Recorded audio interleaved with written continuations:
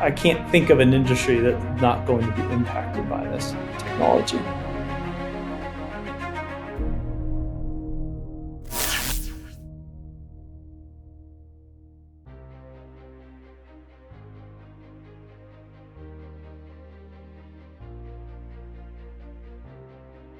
Prior to ChatGPT, I don't think the person on the street thought about AI a whole lot, unless you were sort of a data scientist or maybe a CIO or something like that. And so and there was maybe some vague awareness that there's AI going on around, I don't know, recommending my next Netflix movie or Spotify song or something like that. But that was sort of that's about it. It felt like it was in the realm of the academics and high tech companies, and even OpenAI and GPT themselves have been around for a while. I mean, GPT-3 had been around for a year and a half before ChatGPT existed.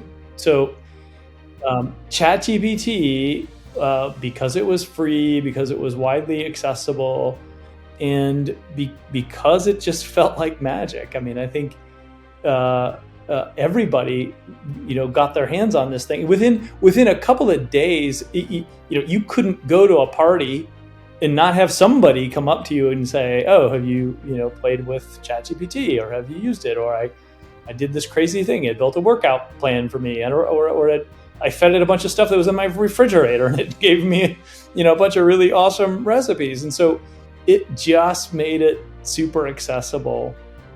It made it feel like magic, and it became the topic.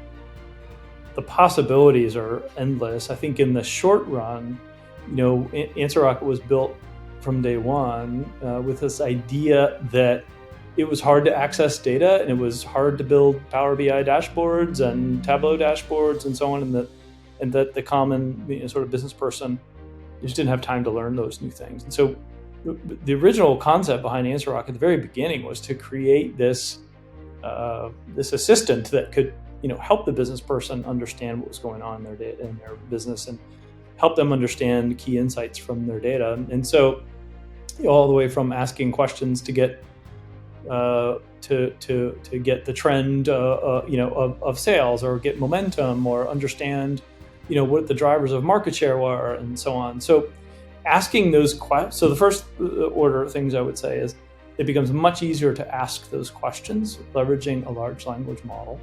And it doesn't have to be GPT, by the way. There could be other language models that make sense. And number one. Number two, we've spent a lot of time over the years generating insights, generating text that's describing to the business person what's going on, in addition to a chart or a graph. And I think large language models will make that much more robust.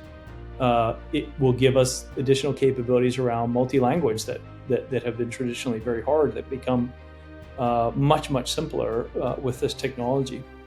And I think over time, you're going to see sort of this blending together of what we've been talking about, which is much more accessing structured data, but 80% of the data inside of organizations is unstructured. And so I think this really opens the door to making that much more accessible to the business person as well. And I think the next 3 to 5 years in this space are going to be amazing in terms of the capability that we can then bring to humans, to make data much more accessible, to make analysis much more accessible, and insights more accessible that folks can use to go make their business better.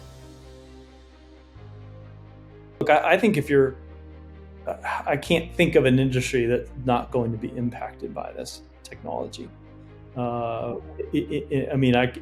Anything from shipping, transportation, to education, to pharmaceuticals. I mean, you can think of use cases pretty quickly, even as a layperson, in every one of those industries. So it just seems like AI.